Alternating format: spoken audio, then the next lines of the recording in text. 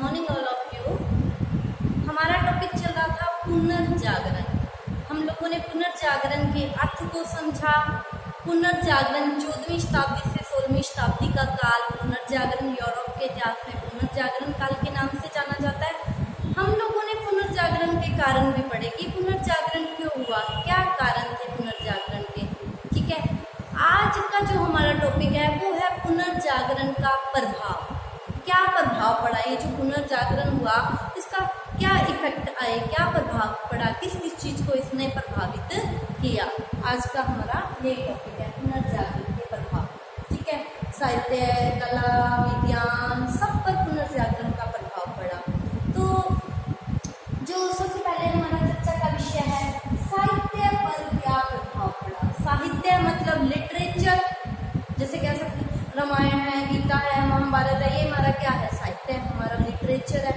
तो यूरोप का जो साहित्य था उसमें क्या परिवर्तन आए, क्या प्रभाव पड़ा इस पुनर्जागरण का, लोगों की सोच जागी तो उन्होंने नई सोच के साथ कैसा साहित्य लिखा। और पुराना सा पहले का साहित्य कैसा था पुनर्जागरण से पहले का। ठीक है, तो इसके बारे में हम लोग पढ़ेंगे कि साहित्य पर क्या प्रभाव पड़ा। देखो, पुनर्जागरण काल से पहले जो भी साहित्य लिखा जाता था वो दो भाषाओं में, लैटिन और यूनानी भाषाओं में लिखा जाता था। ठीक है, और उनका जो विषय होता था उस साहित्य वो जो लिखा जाता था उसका विषय धार्मिक होता था, धर्म से रिलेटेड साहित्य लिखा जाता था। लेकिन जैसे ही पुनर्जागरण हुआ तो यूनानी और लैटिन भाषाओं की जगह अब आम जन की भाषा में साहित्य लिखा जाने लगा। क्यों? लैटिन और यूनानी भाषा, बहुत सारे लोग थे जो इन भाषाओं को नहीं समझ पाते थे और लोगों तक साहित्य पहुंचाने के लिए अब क्या हो गया, आम जन की भाषाओं में साहित्य लिखा जाने लग गया। ठीक है, अब क्या हो गया, लोग जो ये साहित्य था पहले तो धर्म से रिलेटेड साहित्य था, है ना, अब लौकिक जो संसार है, जगत है, इससे संबंधित साहित्य लिखा जाने लग गया। पहले तो इसका विषय धार्मिक होता था, अब आमजन की भाषा और लौकिक जगत से संबंधित साहित्य लिखा जाने लग गया।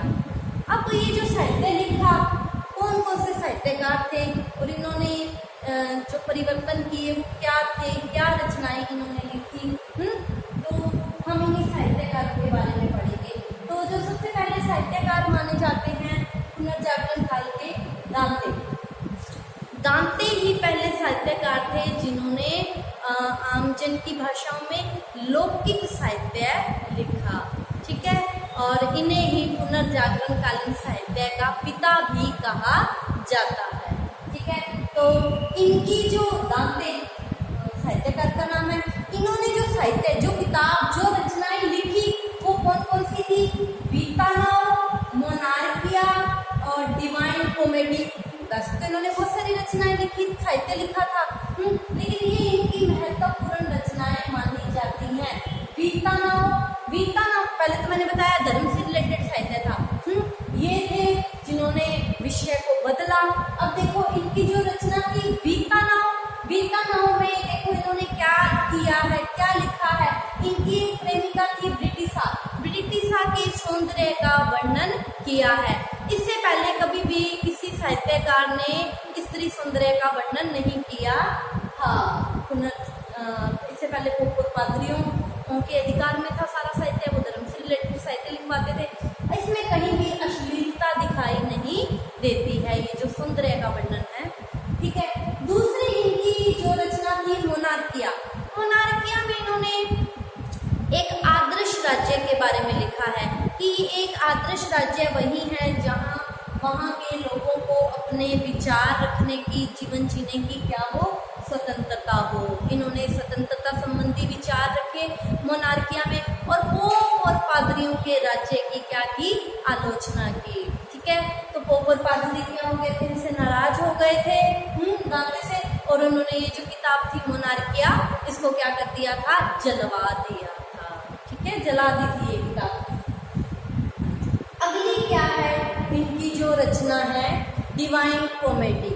ये क्या है, एक कॉमेडी सी है। इसमें क्या है कि मानव इस जीवन में रह रहा है, अच्छे कर्म भी करता है और क्या करता है, बुरे कर्म भी करता है। तो इसमें क्या है, इसमें ये बताया गया है कि मरने के बाद, है ना, पहले व्यक्ति क्या है, जो बुरे कर्म किए हैं उसकी सजा भोगने के लिए कहाँ जाता है, नरक में जाता है।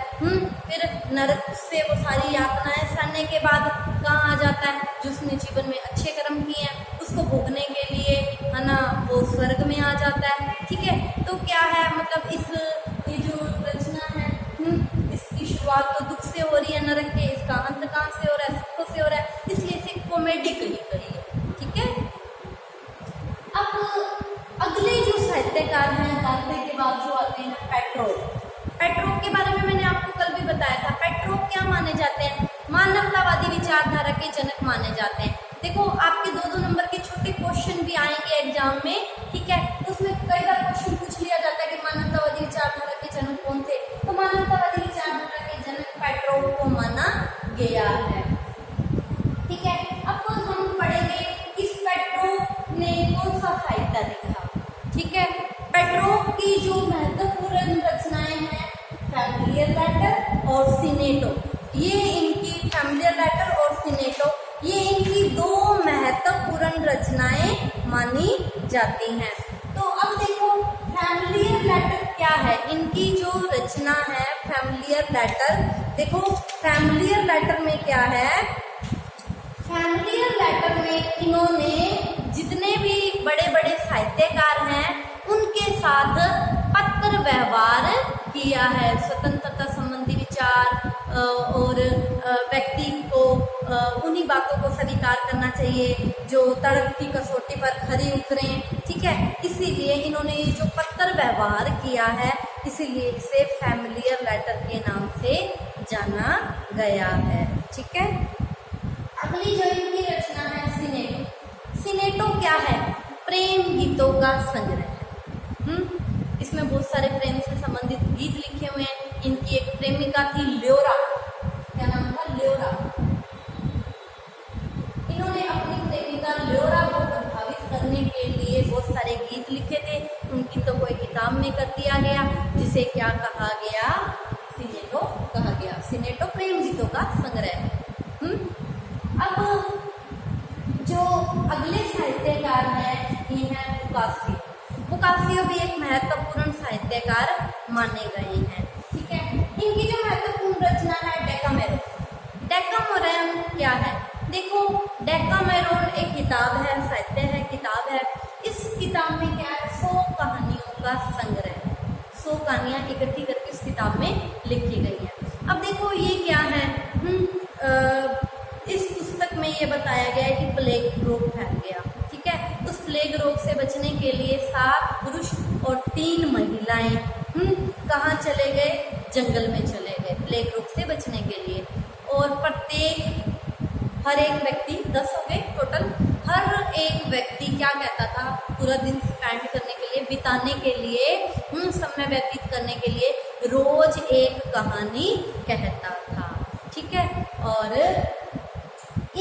ये जो कहानियों का संग्रह है इसे क्या कहा गया है, डेकामेरॉन कहा गया है। देखो इसमें जो कहानियां हैं, इन कहानियों में जो कुलीन वर्ग के जो लोग थे उनका जो अनैतिक जीवन था उस पर कड़ा प्रहार किया गया है। ये है इस 100 कहानियों का संग्रह। ठीक है, ये तो था आपका साहित्य का।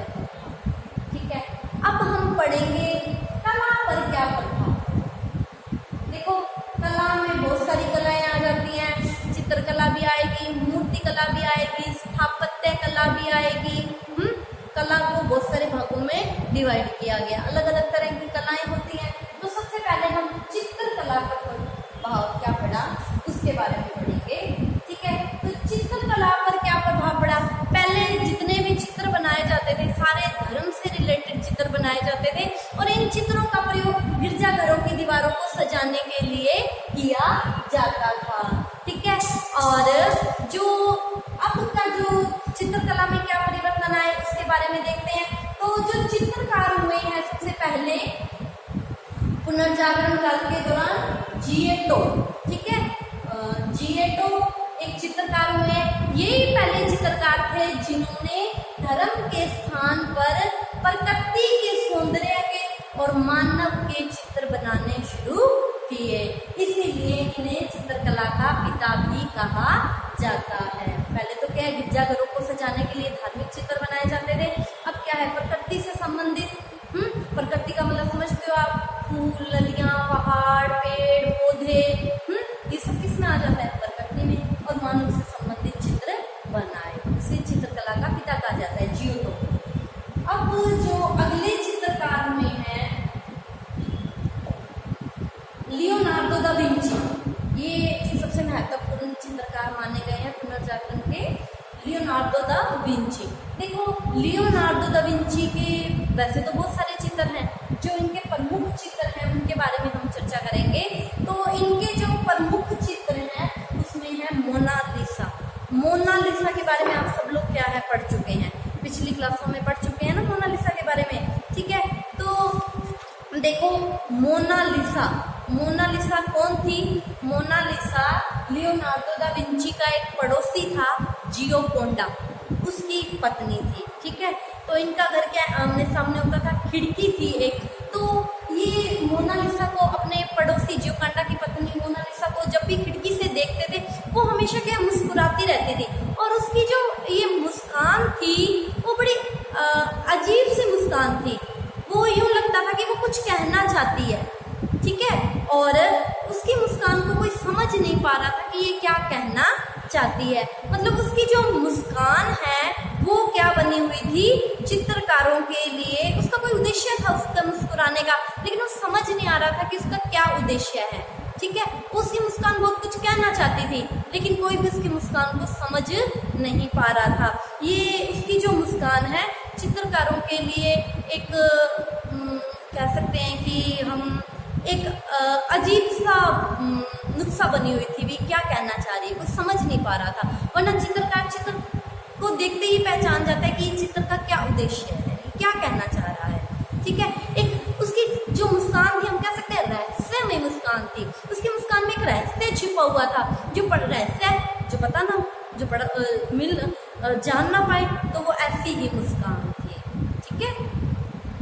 आगे दूसरी जो उसकी रचना थी अंतिम भोजन, लास्ट सपर। लास्ट सपर क्या है, इसमें ईसा मसीह को अपने 12 शिष्यों के साथ भोजन करते हुए दिखाया गया है, अंतिम भोजन करते दिखाया गया। इसमें ईसा मसीह क्या कह रहे हैं कि तुम 12 में से मुझे कोई एक धोखा देने वाला है, ठीक है।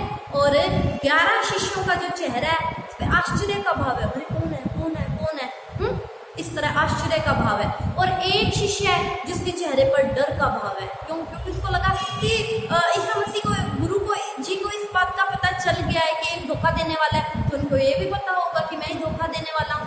तो 12 के चेहरे पर तो क्या है आश्चर्य का भाव है, और एक के चेहरे पर क्या है डर का भाव है, ठीक है। तो ये है लियोनार्डो दा विंची के चित्र। आगे हम इस टॉपिक को कल की क्लास में कंटिन्यू करेंगे, आप इसका स्क्रीनशॉट ले लीजिए। आज की क्लास के लिए इतना ही, थैंक यू क्लास।